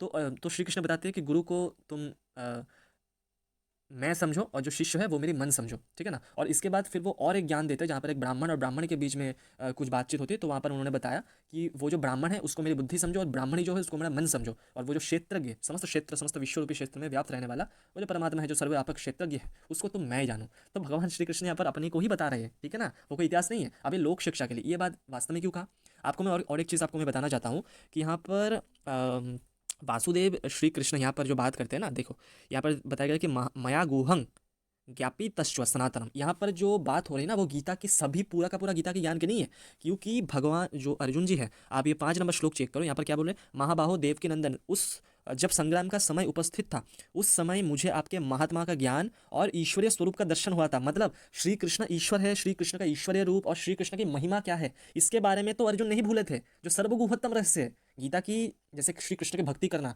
श्री कृष्ण में समर्पित होना, श्री कृष्ण के ऐश्वर्य स्वरूपता की जो चीज़ है उसे कई कई बार परम रहस्य मतलब परम गुह ज्ञान गीता में आता है। 9 चैप्टर में जैसे आते हैं कि मेरी भक्ति करो ऐसे करके, उसको परम गुह ज्ञान बताया गया। और सर्वधर्मान परित्याज्य ये वाला जो ज्ञान है इसको बताया गया कि सर्वगुहतम ज्ञान। तो इस ज्ञान को अर्जुन जो है वो कदापि नहीं भूले थे। अर्जुन ने क्या भूला, और वो भी भूला नहीं था। अर्जुन भी यहाँ पर लीला कार्य संपादन में हेल्प कर रहे हैं। अर्जुन यहाँ पर वो ब्रह्म पद को प्राप्त करने वाला है, फिर जो ज्ञान मूलक जो कथा है, जो अक्षर ब्रह्म योग जो 8 चैप्टर में जो आपको ज्ञान मिलेगा, या फिर 4th नंबर चैप्टर, या फिर ऐसे जो ब्रह्म पद को प्राप्ति कराने वाले, या फिर लोकों की वर्णन जैसे 8 नंबर चैप्टर में क्या आती है कि आप उत्तरायण या फिर दक्षिणायन की वर्णन आती है, और वहाँ पर आप सांस रुद्ध करके कैसे उनकी स्मरण करके उनकी प्राप्ति कर सकते हो, इसका वर्णन आती है। तो ये तो अलग अलग साधक जनों के लिए। अब इस चीज़ का रिपीट फिर से क्यों कर रहे हैं, क्योंकि यहाँ पर एक स्टोरी फॉर्म में इस चीज़ को बताया जा रहा है ताकि लोगों के दिमाग में घुसे। सब भगवद गीता के अधिकारी सब नहीं है, भगवद गीता सभी शास्त्रों के बेस और सर्वगुह्यतम ज्ञान है। उस चीज़ को जो भगवान के निज जन है उसको उसके अलावा भगवान के भक्त के अलावा कोई समझ नहीं सकता, क्योंकि सब जो लोगों के अधिकार अलग अलग होती है ना। किसी का अधिकार भक्ति योग में होती है, किसी का अधिकार ज्ञान योग में होती है, किसी का अधिकार कर्म योग में होती है। तो जिनका अधिकार नहीं है उसमें, जो अधिकार का मतलब ये नहीं कि उन्हें अलग करा जा रहा है, नहीं, एक्चुअली एक नेचुरल एक रुचि भेद होती है। तो जिनका उसमें रुचि भेद नहीं, उनके लिए ही उस ब्रह्म ज्ञान को, उस दिव्य ज्ञान को जो भगवत गीता में शॉर्ट में बताया गया था उसको ही स्टोरी फॉर्म में एक्सप्लेन कर करके, क्योंकि आप देखोगे यहाँ पर भगवान के ऐश्वर्य, भगवान की विभूतियों के वर्णन इस अनुगीता में नहीं आ रहा। अनुगीता में भगवान की विभूतियों का ऐसे वर्णन नहीं आ रहा। वो क्या कर रहे हैं, वो ज्ञान की बात कर रहे हैं, वो जीवों की दशा की वर्णन कर रही है। तो भगवत गीता के उस ज्ञान को एक्सपेंड करके समझाया गया ताकि जो लोग भगवत गीता के अधिकारी नहीं है वो लोग उस ज्ञान को उस तरीके से समझे, और क्योंकि मोक्ष भगवान का ही स्वरूप है तो वो मोक्ष को प्राप्त हो जाए जिनकी जिसमें रुचि है। और एक चीज़ मैं आपको ये रेफरेंस दे देकर नहीं दिखा रहा, ठीक है ना, क्योंकि बहुत लॉन्ग हो जाएगा। फिर किसी को अगर चाहिए तो वो मुझे टेलीग्राम में मैसेज करेगा। हो सकता है कि कुछ रेफरेंस मुझे थोड़ा खोजने में टाइम लगे, क्योंकि सभी मैंने सेव करके भी नहीं रखा, बट मैं अवश्य आपको दे दूंगा। ये जो ज्ञान होता है ना, जैसे मैंने बताया कि अर्जुन पूछ रहा है कि वो ब्राह्मण कौन थे, वो ये कौन थे। आपको ये चीज़ यहाँ पर विचार करना पड़ेगा कि अर्जुन यहाँ पर क्यों पूछ रहे हैं, क्योंकि अर्जुन को तो ज्ञान से मतलब होना चाहिए ना। अर्जुन को ज्ञान से मतलब होना चाहिए। ज्ञान के तात्पर्य में मतलब वो एक इतिहास का वर्णन करते हैं, तो इतिहास में वो पात्र कौन है, क्या है, इस विषय में पूछना अज्ञानता की धरातल है। ऐसे हमारे पारमार्थिक जितने भी आचार्य हैं, सिर्फ वैष्णवाचार्य नहीं, वैष्णवाचार्य, स्मार्ताचार्य, किसी से भी जो सिद्ध कोटि का आचार्य है उनसे जाकर पूछ लो। अब हम जो है एक उत्तम कोटि के साधक नहीं है, हम अगर ऐसे पूछेंगे तो हमारे ऊपर कोई क्वेश्चन चिन्ह नहीं होगा। बट अगर कोई साधक अगर ऐसे पूछ रहे या फिर उनके अनुगत ट्रेडिशनल वे में कोई उनके अनुगत उनके गुरुकुल में रहकर अगर ऐसा अध्ययन करते हैं, और वो अगर पूछे, उनको अगर कोई बताया जाता है और वो अगर यहाँ पर प्रश्न करे कि वो कौन थे, ये कौन थे, तो वो उनको डांटेगा कि ये तो अज्ञान के धरातल है ना। उन्हें तो ज्ञान से मतलब होना चाहिए, क्योंकि अर्जुन यहाँ पर पूछ रहे हैं कि माधव, उन विषयों को सुनने के लिए मेरे मन में बार बार उत्कंठा हो रही है। इधर जल्दी ही द्वारका जाने वाले, तो पुनः सब विषय मुझे सुना दीजिए। उस विषय को सुनने का, ज्ञान का लेने का अर्जुन में इच्छा है ना। तो उनको ज्ञान के पात्र में भगवान क्यों, मतलब भगवान से मतलब क्या बताऊँ इसे, कि वो व्यक्ति कौन थे, वो गुरु कौन थे, जानने की क्या है। तो ये जानना भी आपके लिए है। वो एज ए क्वेश्चन करके दिखा रहा है आपको कि देखो भैया, ये जो वर्णन आ रही है ना, ये सब कृष्ण की लीला है। ये श्री कृष्ण खुद बता रहे हैं। श्री कृष्ण ही अपने आप में खेल रहे हैं। वही गुरु है, वही शिष्य है, वही ब्राह्मण है, वही ब्राह्मणी है, और वो बनकर वो अपने आप से वो खेल रहे हैं, और वो ऐसे करके समझा रहे हैं आप चीज़ को, आपको, ठीक है ना। क्योंकि अज्ञान के धरातल पर है। अब देखो, क्योंकि मैं जितना हो सके जो भी हमारे ट्रेडिशनल आचार्य है, चाहे वो वैष्णव आचार्य हो, चाहे वो स्मार्त आचार्य हो, मैं किसी एक को मानने की कोशिश करता हूँ। और मैं ये कभी ये नहीं करता कि मैं ट्रेडिशनल आचार्य के विरुद्ध में जाकर मैं कोई ऐसा कोई स्टेटमेंट बोल दूँ जो ट्रेडिशनल आचार्य के विरुद्ध में चला जाए, क्योंकि इसे न्यू वेदांत कहते हैं, ठीक है ना। तो मुझ जैसे जो अधम है, हम तो कोई भक्त भी नहीं है ना। हम तो भाई वैष्णवों की कृपा से, या फिर हमारे जो राधा रानी है उनकी कृपा से हम थोड़ा चल पाते। वैष्णवोचित कोई गुण भी नहीं है, भक्तोचित कोई गुण भी नहीं है। तो मेरे जैसे, मैं एक चीज़ बताता हूँ, हमारे आर्य समाज विनाशक करके जो है यश भैया, सभी को पता ही है।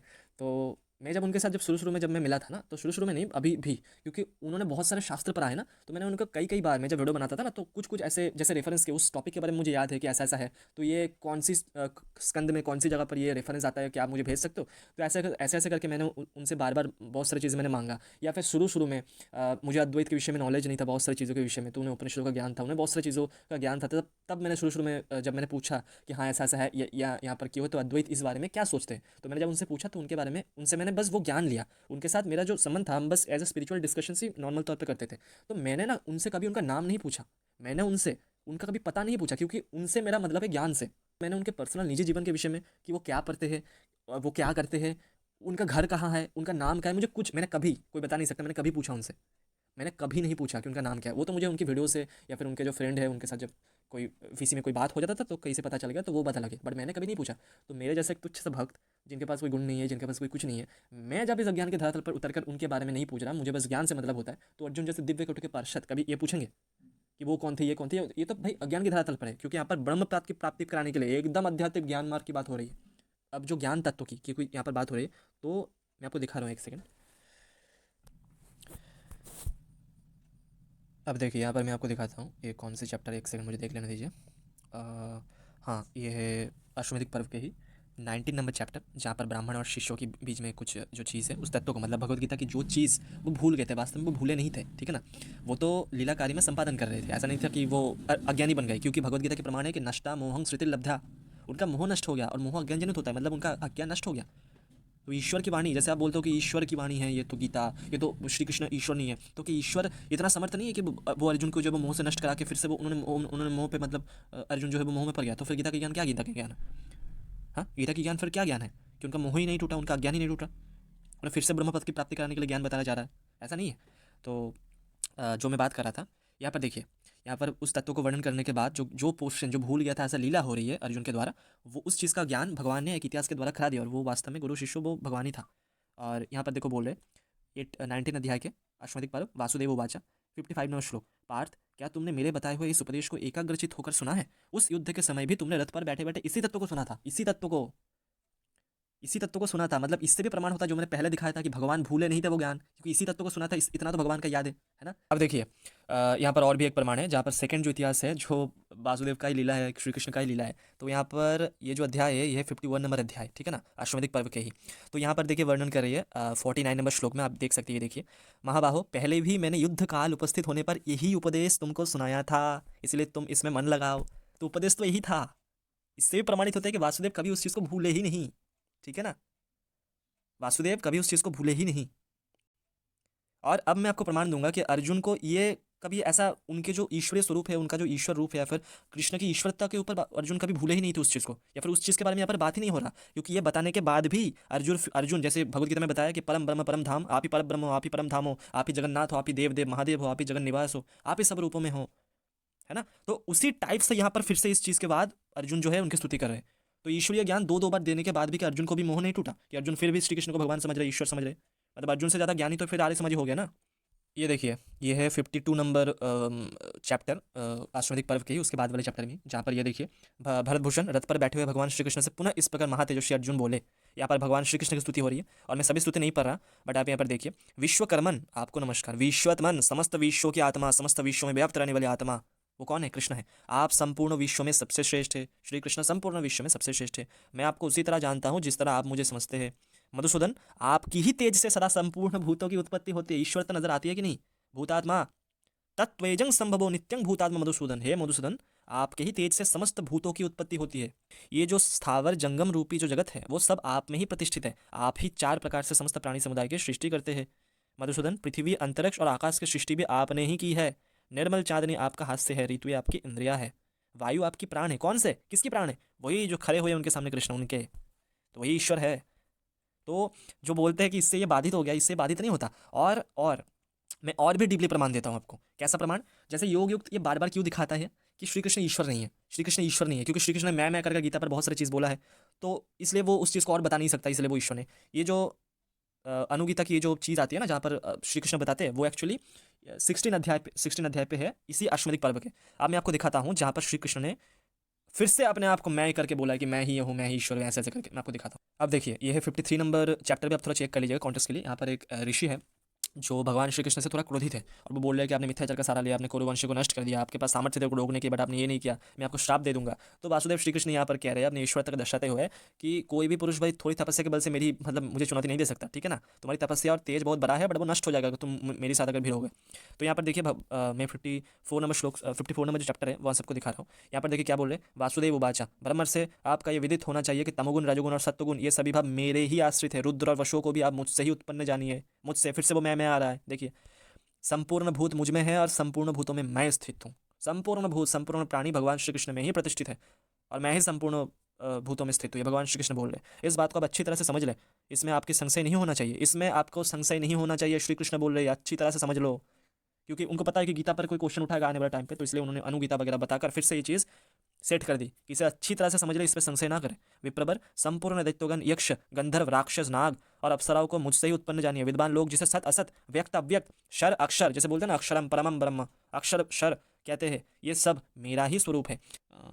ये देखिए, फिर 14 नंबर श्लोक यहाँ पर देखिए, मैं ही विष्णु, मैं ही ब्रह्मा और मैं ही इंद्र हूँ। संपूर्ण भूतों की उत्पत्ति और प्रलय का कारण भी मैं ही हूँ। समस्त प्राणी समुदाय के सृष्टि और संहार भी मेरे ही द्वारा होते हैं। यहाँ पर देखिए 15 नंबर श्लोक 15-16, अधर्म में लगे हुए सभी मनुष्यों को दंड देने वाला और अपनी मर्यादा से कभी च्युत न होने वाला ईश्वर मैं ही हूँ। तो यहाँ पर भगवान बोल रहे हैं, भगवान जो ये आर्य समाजी क्लेम करते हैं कि भगवान योग युक्त होकर गीता बता नहीं सकते दोबारा। कौन सी? जो मैं ये जो चीज़ है योग युक्त होकर बोला, इस चीज़ का प्रतिपादन करते हैं। बट भगवान फिर से बोल रहे हैं कि मैं ही ईश्वर हूँ भाई, संपूर्ण भूत मुझ में मतलब स्थित है। मैं ही संपूर्ण प्राणी समुदाय का सृष्टि करता हूँ, संहार करता हूँ। मैं ही ब्रह्मा, मैं ही विष्णु, मैं ही इंद्र हूँ, मैं ही सब कुछ हूँ। भगवान श्री कृष्ण फिर से बोल रहे हैं। तो महाभारत की उस वाणी, उसका जो अर्थ है जो मैंने दिया आपको, जो मेरा अर्थ भी नहीं है, मेरी निजी मत नहीं है, वो एक्चुअल आचार्य जिन्होंने इस चीज़ को एक्सप्लेन किया है और जो एकदम सत्य प्रतिस्थापित होती है, आप यहाँ पर चेक कर सकते हो, है ना। तो आप क्या बोलना, हाँ पागल। ये जो योग युक्त बोलकर श्री कृष्ण को ईश्वर ना कहना, ये कितने मतलब हास्यप्रद ये बात है। आप देखोगे गीता की 15 अध्याय के 15 नंबर श्लोक, भगवान यहाँ पर क्या बोल रहे? श्री कृष्ण बोल रहे, मैं ही सब प्राणियों के हृदय में अंतर्यामी रूप से स्थित हूँ तथा मुझसे ही स्मृति ज्ञान और अपहरण होता है और सब वेदों द्वारा मैं ही जानने के योग्य हूँ तथा वेदांत का कर्ता और वेदों को जानने वाला भी मैं ही हूँ। भगवान श्री कृष्ण क्या बोले? वेदों द्वारा मैं ही जानने के योग्य हूँ। अब मुझे ये बताओ, श्री कृष्ण अगर ईश्वर नहीं है और श्री कृष्ण अगर ईश्वर के दृष्टिकोण से ये बात बोल रहा है, तो ईश्वर को ये बात बताने की ज़रूरत क्या है कि वेदों द्वारा मैं जानने योग्य हूँ? क्योंकि हम सबको पता है कि ईश्वर को जाना जाता है वेदों के द्वारा। वेदों द्वारा ईश्वर जानने योग्य है। वेदों में, उपनिषदों में ईश्वर की बारे में डिस्कशंस होते हैं, परम तत्व के बारे में वहाँ पर लिखा गया है, उस बारे में तो हम सबको पता है। वो ईश्वर फिर क्यों कहते हैं कि मैं ही वो हूँ? इस चीज़ को मैं आपको समझता हूँ, ये क्यों लॉजिकल नहीं बैठता। जैसे मैं पिछले दिन जो शॉर्ट मैंने डाला था, उस चीज़ को आप सभी को पता होगा जिसने देखा है। अदरवाइज मैं फिर से उस चीज़ को एक बार मैं समझा देता हूँ। अदरवाइज मैं एक बार प्ले कर देता हूँ वीडियो। आप एक सेकंड रुकिए। श्री राधे हरे कृष्ण। आज आप सभी के साथ मुझे एक बहुत ही महत्वपूर्ण और रहस्यपूर्ण ज्ञान शेयर करना है। किसी को बताइएगा मत। इस चैनल पर जो वीडियो बनाता है ना, वो मैं ही हूँ। ये मैं ही हूँ जो बात कर रहा है आप सभी के साथ। हेलो माइक टेस्टिंग, हेलो आर्य नमाजी, हेलो। ये जो हेलो कर रहा है ना, मैं ही हूँ। ये जो बात कर रहा है आप सभी के साथ, ये जो वीडियो बनाता है, ये मैं ही हूँ। मैं ही ये वॉइस रिकॉर्ड कर रहा हूँ, मैं ही ये वीडियो बना रहा हूँ। तो आपने देखा कि यहाँ पर मैं बात कर रहा हूँ कि ये मैं ही हूँ। अब इस बात का कोई सेंस बनता है क्या? आप कमेंट सेक्शन ओपन करके देख लेना, सब हंस रहे हैं। और मुझे कुछ ने पूछा भी कि भैया आपको क्या हो गया, ये क्या बातें कर रहे हो? क्योंकि हास्यप्रद बात है ना। इस चैनल को चलाने वाला मैं ही हूँ, मैं बात कर रहा हूँ, ये तो सबको तो पता है। अब इस बात का सिद्धि कब होगा? जैसे मेरी रूप जो है आप सबके सामने प्रकाशित नहीं है ना। मुझे आप जानते नहीं हो पर्सनली, है ना। अब मुझे ज़्यादातर जो लोग हैं वो देखे नहीं है। अब जैसे कोई एक मेरे फ्रेंड हो जिसको ये जो चैनल है मिल गया हो और कुछ टॉपिक जो है वो यहाँ पर अच्छे लग गए हो और वो मुझे जानता नहीं है कि इस वीडियो में कौन बात कर रहा है ना। अब वो आकर मुझे अगर ये दे कि देख भैया, ये जो भैया है ना, ये एक टॉपिक पर वीडियो बनाया है, तू भी इस चीज़ को करते हैं ना, तो तू इससे ये समझ सकता है, वीडियो तो देखना बहुत अच्छी बनाए है। तो मैं तब कहूँगा ना कि अरे भाई वो जो चैनल है ना वो मेरा ही चैनल है। क्यों? क्योंकि वहाँ पर रूप का परिचय नहीं है, वहाँ पर रूप प्रकाशित नहीं है, या फिर दोनों को अलग अलग समझा जा रहा है। इसीलिए मैं कहूँगा कि मैं ही वो हूँ। समझ पा रहे हो आप? भाई वेदों के द्वारा जानने योग्य ईश्वर क्यों कहेगा फिर से गीता में कि मैं ही वेदों द्वारा जानने योग्य हूँ? ये तो सबको पता है। ईश्वर क्यों कहेगा? ईश्वर तो जानने योग्य है, तो सबको पता है ना भाई, निराकार ईश्वर। तो वो क्यों कहेगा कि वेदों द्वारा जानने योग्य तो मैं ही हूँ? जैसे कि मैं क्यों बताऊंगा कि मैं ही गोलोक टिल्स हूँ मैं। अब देखिए, इनका योग युक्त कहकर श्री कृष्ण को ईश्वर ना मानना ये बहुत बड़ा मूर्खता है। क्योंकि महाभारत के ही पहले ही पर्व में, पहले ही अध्याय में, महाभारत की आदि पर्व और पहला अध्याय के 256 नंबर श्लोक क्या कह रहे? भगवान वासुदेवश्च कीर्तते यत्र सनातना। इस ग्रंथ के मुख्य विषय स्वयं सनातन परब्रह्म स्वरूप वासुदेव भगवान कृष्ण ही हैं। उन्हीं का इसमें कीर्तन किया गया। वह ही सत्य, रित एवं पवित्र पुण्य है। वह ही शाश्वत परब्रह्म और वह ही अविनाशी सनातन ज्योति है। मनुष्य पुरुष उनकी दिव्य लीलाओं का संकीर्तन किया करते। भाई इस महाभारत के मुख्य विषय कृष्ण हैं, वासुदेव श्री कृष्ण, जो कि परब्रह्म हैं, जो कि सनातन हैं, उनका ही चर्चा है। ठीक है ना, इनका मुख्य विषय कृष्ण है, क्योंकि कृष्ण ही ईश्वर है भाई। अब देखिए, ये है अर्जुन जी का स्तुति। ये है महाभारत के वन पर्व के 12 नंबर अध्याय के 21, 22 और 37 नंबर वर्ष में आपको दिखा रहा हूँ। यहाँ पर देखिए अर्जुन जी बोल रहे, परंतप पुरुषोत्तम, आप ही पहले नारायण होकर फिर हरि रूप में प्रकट हुए हैं। ब्रह्मा, सोम, सूर्य, धर्म, धाता, यम, अनल, वायु, कुबेर, रुद्र, काल, आकाश, पृथ्वी, दिशाएं, चराचर गुरु एवं सृष्टिकर्ता एवं अजन्मा आप ही है। 37 नंबर वर्ष, परंतप मधुसूदन, प्रलय काल में समस्त भूतों का संहार करके इस जगत को स्वयं ही अपने भीतर रखकर आप अकेले ही रहते हैं। प्रलय काल में अकेले ही भगवान या फिर अकेले ही श्री कृष्ण ही रहते हैं और कोई नहीं रहता, सभी भूतों का संहार करके। ठीक है, और इससे ये क्या प्रतिपादन होती है? आप देखो भागवत गीता जो है ना, वो भीष्म पर्व में आते हैं, और ये जो वन पर्व में उससे आगे का। तो श्री कृष्ण जैसे वर्णन करिए कि मैं 11 चैप्टर में कि आपके ईश्वरीय स्वरूप ना जानकर मैं आपको कई कई बार सखा बोला हूँ, तो ये एक्चुअली आपको नॉर्मल लोगों को सिखा रहे वो, क्योंकि उनको तो पहले से ही पता है कि वो भगवान है, क्योंकि वन पर्व में उनकी स्तुति हो रही है अर्जुन के द्वारा। हाँ, इससे प्रतिपादित हो रही है ना कि भगवत गीता जो है वो तुम जैसे सोच रहे हो वैसा नहीं है। ये देखिए, ये है महाभारत के वन पर्व के ही चैप्टर 12। उसके वहाँ पर द्रौपदी भगवान श्री कृष्ण की स्तुति कर रहे हैं। यहाँ पर देखिए, द्रौपदी ने कहा, प्रभु श्री कृष्ण की स्तुति हो रहा है, आप खुद देख लेना। ऋषि लोग प्रजा सृष्टि के प्रारंभ काल में एकमात्र आपकी ही संपूर्ण जगत का श्रेष्ठ एवं प्रजापति कहते हैं। महर्षि ऐसे देवल का यही मत है। दूरदर्श मधुसूदन, आप ही विष्णु हैं, आप ही यज्ञ है, आप ही यजमान है, आप ही यजन कराने यज्ञ श्री हरि है, जैसा कि जमदग्नि नंदन परशुराम का कथन है। पुरुषोत्तम कश्यप जी का कहना है, महर्षिगण आपका क्षमा और सत्य का स्वरूप कहते हैं। सत्य से प्रकट हुए यज्ञ भी आप ही है। भूत भावन भूतेश्वर, आप साध्य देवताओं तथा कल्याणकारी रुद्रों के अधीश्वर है। नारद जी ने आपके विषय में यही विचार प्रकट किया है। नरश्रेष्ठ, जैसे बालक खिलौने से खेलता है, उसी प्रकार आप ब्रह्मा शिव और इंद्र आदि देवताओं से बारंबार खेलते रहते हो, क्रीड़ा करते हो। प्रभु, स्वर्ग लोग आपके मस्तक से और पृथ्वी आपके चरणों से व्याप्त है। ये सब लोग आपके उदर स्वरूप है। आप सनातन पुरुष है। श्री कृष्ण कैसा है? सनातन पुरुष। सनातन का अर्थ चेंजलेस, विद्या और तपस्या से संपन्न तथा तप के द्वारा आश्रित अंतःकरण वाले, आत्मज्ञान से तृप्त, मर्यादाओं में आप ही परम श्रेष्ठ है। 56 नंबर वर्स यहाँ पर स्टॉप हुआ। अब मैं आपको 60 नंबर वर्स दिखा रहा हूँ। अब यहाँ पर द्रौपदी बताते हैं, मधुसूदन, मैं आपके प्रति प्रेम होने के कारण आपसे अपना दुख निवेदन करूंगी, क्योंकि दिव्य और मानव जगत में जितने भी प्राणी हैं उन सब के ईश्वर आप ही है। ईश्वस्तंग सर्वभूतानाम ये दिव्य ये च मानुसं। जितने भी भूत है, जितने भी मानुष है, वो सबकी ईश जो है, ईश मतलब ईश्वर, वो कौन है? आप। कौन? मधुसूदन, श्री कृष्ण। अब देखिए एक बहुत सुंदर प्रमाण है। जैसे कि ये कहते हैं कि भगवान और ईश्वर में भी भेद कर देते हैं। कृष्ण भगवान तो ईश्वर नहीं है। पहली बात देखो, भगवान के लिए वो जो लॉजिक बताते हैं कि भगवान देखो ऋषि मुनियों के लिए भी बोला गया, तो इसका उत्तर शास्त्र में दिया गया। ब्रह्म पुराण, पद्म पुराण, विष्णु पुराण और नारद पुराण। विष्णु पुराण और नारद पुराण के मेरे पास प्रॉपर रेफरेंस है। वहाँ पर बताया जाता है कि भगवान शब्द का जो मुख्य अर्थ है वो वासुदेव श्री कृष्ण के लिए ही है, फिर वासुदेव के लिए ही यूज़ होता है। अन्य अन्य जहाँ पर कोई ऋषि मुनियों के लिए जब यूज़ होता है तो वो गौण्य अर्थ में यूज़ होता है भाई। और भगवान जैसे मैंने पहले बताया ना कि भगवान जो है वो समस्त ईश्वर के ईश्वर है। इस बात का प्रतिपादन देखो यहाँ पर हो रही है। एक कौन से चैप्टर में आपको दिखा देता हूँ।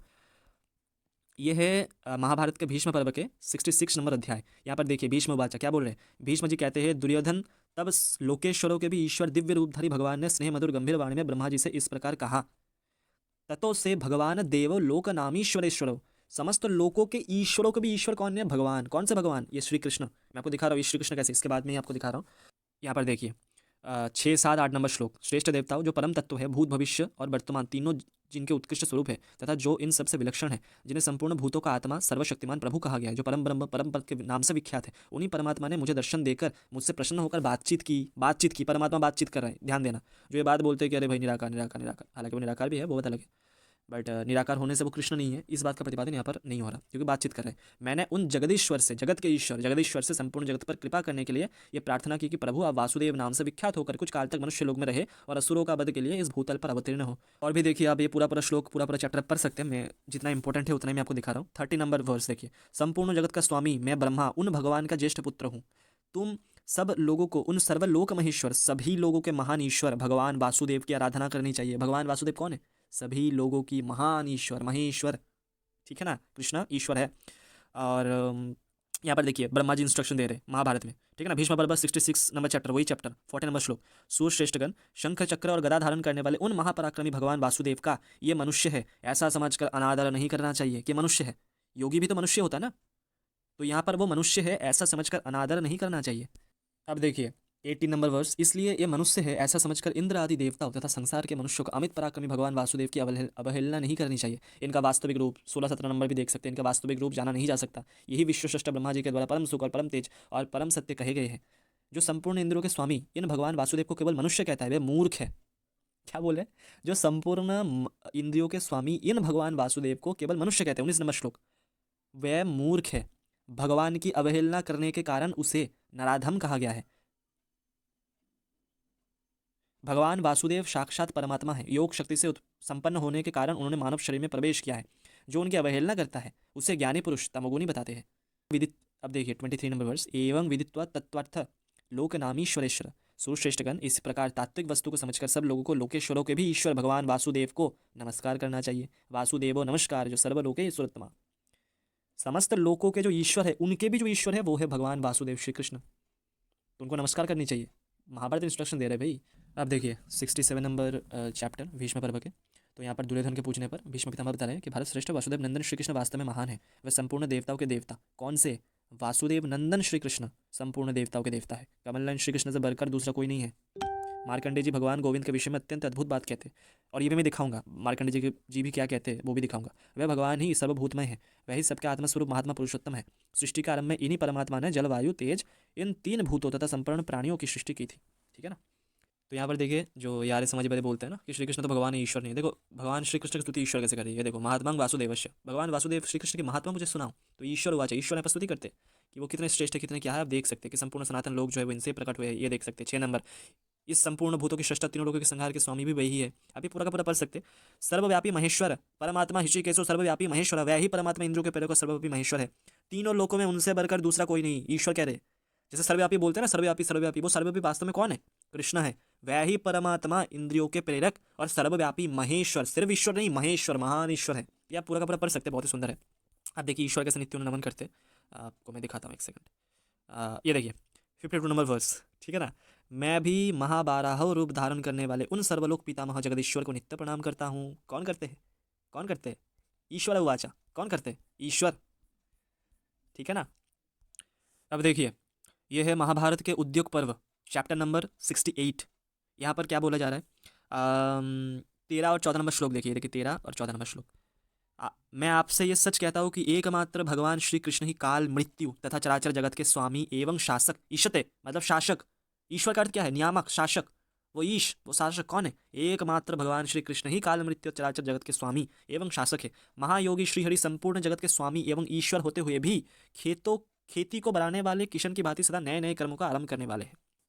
अब देखिए पांडवों की कुल पुरोहित धौम नाम के जो है वो यहाँ पर वर्णन करिए। महाभारत के वन पर्व की चैप्टर 88 24 से 27 नंबर वर्ष आप चेक करें। यहाँ पर मैं दिखा रहा हूँ। उज्जैन के ही पास वह पुण्यमयी द्वारकापुरी है जहाँ साक्षात पुराण पुरुष भगवान मधुसूदन निवास करते हैं। वही सनातन धर्म स्वरूप है। सनातन धर्म ये जो है ये कौन है? वही पुराण पुरुष, वही भगवान मधुसूदन जो द्वारका में वास करते हैं। जो वेद वेत्ता अध्यात्म शास्त्रों के विद्वान ब्राह्मण हैं वे परमात्मा श्री कृष्ण को ही सनातन धर्म रूप बताते कि भगवान गोविंद पवित्रों को भी पावन करने वाले परम पवित्र कहे जाते हैं। वे पुण्य को भी पुण्य, मंगलों को भी मंगल है। कमल नयन देवादिदेव सनातन श्रीहरि अविनाशी परमात्मा व्यामात्मा क्षेत्रज्ञ और परमेश्वर है।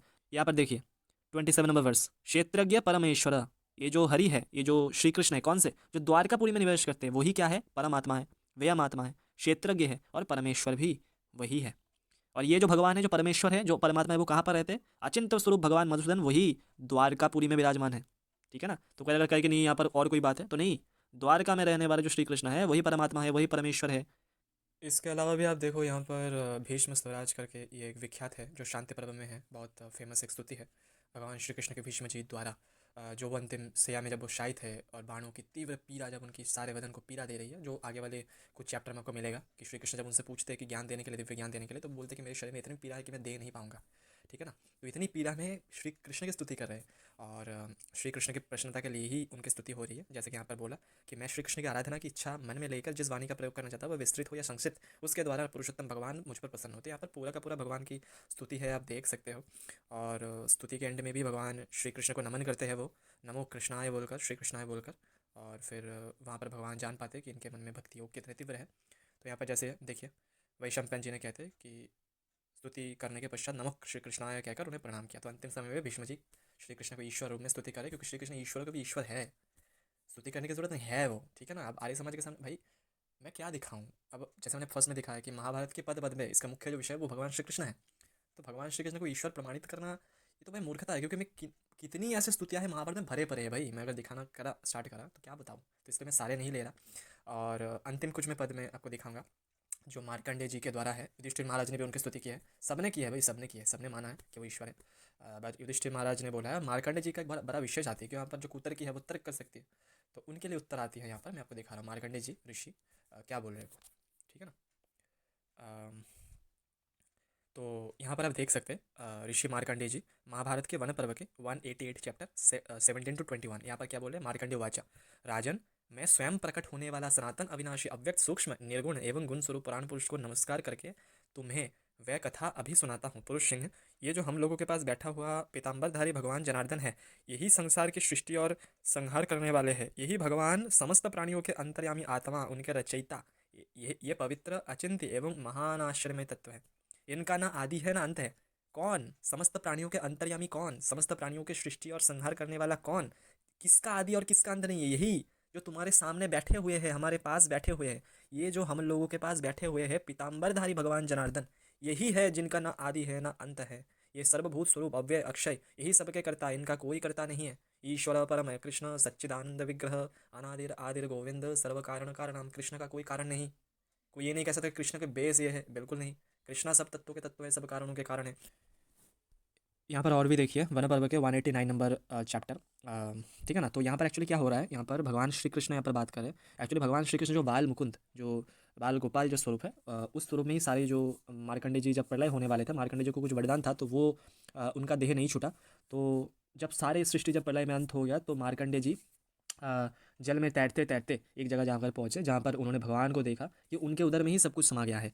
तो उन भगवान की जब वो उनके उदर में, फिर मार्कंडे जी भी जाते हैं और वहाँ पर देखते हैं कि सारे के सारे दिव्य लोग, सारे के सारे जो पृथ्वी लोग हैं, स्वर्ग लोग हैं, आदि आदि जितने भी उच्च कोटि के जो लोग हैं, देव लोग हैं, वो सब उनके उदर के अंदर है। तो फिर जब वो बाहर आते, उनकी स्तुति करते, तब वो उनसे पूछते कि आप कौन है। तो वहाँ पर भगवान श्री कृष्ण यहाँ पर बोलते हैं कि विप्रवर, देवता भी मेरे स्वरूप को यथेष्ट और यथार्थ रूप से नहीं जानते। मैं जिस प्रकार इस जगत की रचना करता हूँ, तुम्हारे प्रेम के कारण तुम्हें मैं बताऊँगा। पूर्व काल में मैंने ही, मैं सारे यहाँ पर नहीं पढ़ रहा, आप यहाँ पर पूरा पूरा पढ़ सकते हो। तो पूर्व काल में मैंने ही जल का नारा नाम रखा था। वह नारा मेरा सदा अयन वासस्थान है, इसलिए नारायण नाम से विख्यात हूँ। मतलब भगवान श्री कृष्ण ही नारायण है। ठीक है ना। मैं नारायण ही सबकी उत्पत्ति का कारण, सनातन और अविनाशी हूँ, द्विश्रेष्ठ, संपूर्ण भूतों की सृष्टि और संहार करने वाला भी मैं ही हूँ। मैं ही विष्णु, मैं ही ब्रह्मा और मैं ही देवराज इंद्र हूँ। मैं ही राजा कुबेर और मैं ही प्रेतराज यम हूँ। विप्रवर मैं। अब 189 नंबर चैप्टर, मतलब वही चैप्टर वन पर्व के। तो उसके बाद जब भगवान की कथन, कि भगवान ने कैसे उनके परिचय दिया था, उसके बाद ये जो वर्णन करती है, तो उसके बाद यहाँ पर बहुत सुंदर तरीके से उन्होंने वर्णन करते हैं मार्कंडेय ऋषि। तो मार्कंडेय ऋषि क्या बोलते हैं कि ये से देव मया दृष्ट पुरा पद यते क्षण स एष पुरुषो वैज्ञ संबंधी ते जनार्दन नरश्रेष्ठ, पुरातन प्रलय के समय जिन कमल लोचन कमल दल लोचन देवता भगवान वाल मुकुंद का दर्शन हुआ था, तुम्हारे संबंधी ये भगवान श्री कृष्ण वही है जो साक्षात परमेश्वर का वहाँ पर दर्शन हुआ था, जो बाल मुकुंद का दर्शन हुआ था। तुम्हारे संबंधी ते जनार्दन, ये वही तो है कुंती नंदन। इन्हीं के वरदान से मुझे पूर्व जन्म की स्मृति भूलती नहीं है। मेरी दीर्घकालीन आयु और स्वच्छंद मृत्यु भी इन्हीं की कृपा का प्रसाद है। ये वृष्णि कुलभूषण महाबाहु श्री कृष्ण ही सर्वव्यापी है। जो बोलते हैं ना कि एक देशीय भैया अब ईश्वर कैसे हो जाएगा, एक देशीय भाई कैसे हो सकता है, तो क्या बोले मार्कंडेय ऋषि महाभारत में बोल रहे हैं कि जो वृष्णि कुलभूषण, ठीक है ना, प्रॉपर वंश परंपरा भी वो उल्लेख कर रहे हैं, ताकि कोई ये ना बोले कि कोई और के लिए स्तुति हो रही। नहीं, स एसो कृष्ण वार्ष्णेय वृष्णि वंशियो, ठीक है ना। ये जो वृष्णि कुलभूषण महाबाहु कृष्ण है, वही सर्वव्यापी है, वही अचिंत्य स्वरूप है, वही पुराण पुरुष है, श्री हरि है, जो पहले बाल रूप में मुझे दिखाई दिए थे, वही यहाँ अवतीर्ण हो भांति भांति की लीलाएं करते हुए से दिखते हैं। ये माधव ही समस्त प्राणियों के माता पिता और ये सबकी शरण देने वाले हैं, अतः तुम लोग इनकी शरण में जाओ। क्या बोल रहे हैं कि वो जो पुरातन देवता है, पुरातन ईश्वर है, जो सबके ईश्वर है, जो सबके सृष्टि करता है, जो सर्वव्यापी है, वो कौन है? तुम्हारे ही सामने बैठे हुए पीताम्बरधारी कृष्ण, तुम्हारे ही संबंधी यही जनार्दन श्री कृष्ण, महाबाहु श्री कृष्ण, वृष्णि कुलभूषण वार्ष्णेय श्री कृष्ण, यही वास्तव में सर्वव्यापी है। अब मैं आपको एक चीज़ वर्णन करते हुए इस वीडियो को एंड करूँगा कि आर्य समाज भला इस श्री कृष्ण को ईश्वर क्यों नहीं जान पा रहा, ठीक है ना। क्योंकि उनके मन में भक्ति नहीं है। जिस प्रश्न का वर्णन 5000 साल पहले ही धृतराष्ट्र और संजय जी के द्वारा ये हो चुका है।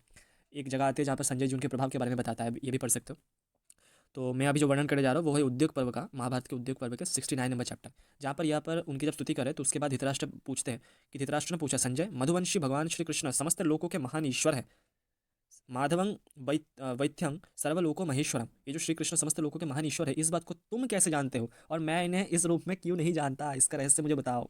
मानो कि जैसे आर्य समाज पूछ रहे हैं कि तुम कैसे जानते हो, मैं क्यों नहीं जानता श्री कृष्ण को ईश्वर। तो संजय जी पूछ रहे हैं कि राजन सुनिए, आपको तत्व ज्ञान प्राप्त नहीं है और मेरी ज्ञान दृष्टि कभी लुप्त नहीं होता। जो मनुष्य तत्व ज्ञान से शून्य है और जिसका बुद्धि अंधकार अज्ञान अंधकार से विनष्ट हो चुके हैं, वह श्री कृष्ण के वास्तविक स्वरूप को नहीं जान सकता। अर्थात मैं ज्ञान दृष्टि से ही प्राणियों की उत्पत्ति विनाश करने वाला त्रियोग स्वरूप भगवान मधुसूदन, जो सबके करता है, ध्यान रखना, परंतु किसी के कार्य नहीं है।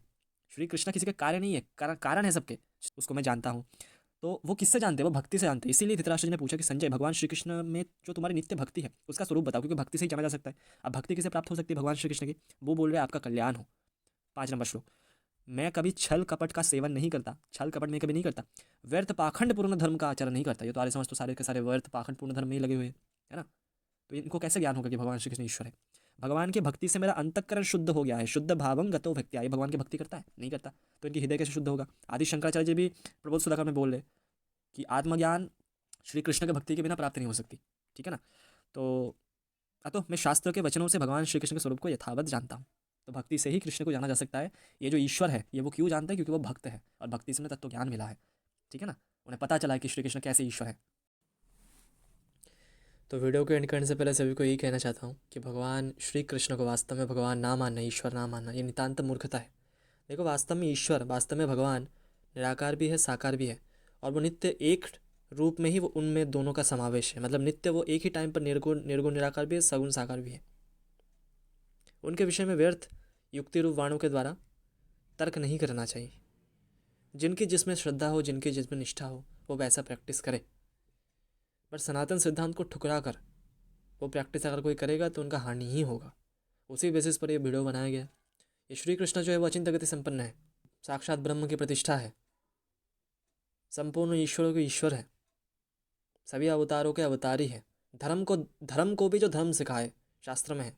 ये श्री कृष्ण कौन है? जो धर्म को भी धर्म सिखाए, और उसको आप ऐसे बना रहे हो कि वो एक योगी है।